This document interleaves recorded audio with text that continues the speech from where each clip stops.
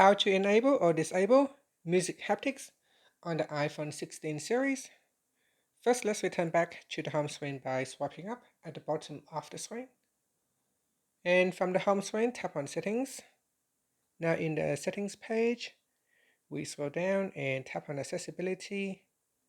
After that, scroll down and then tap on Music Haptics. In here at the top, tap on the Music Haptics toggle button to switch it off or turn it on. And here it said that when available, Music Haptics provides haptic feedback for supported songs. So here we can tap on the play sample and you can feel the phone will vibrate in tandems with the music or with the song.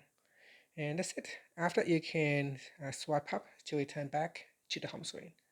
Thank you for watching this video. Please like and subscribe to my channel for more videos.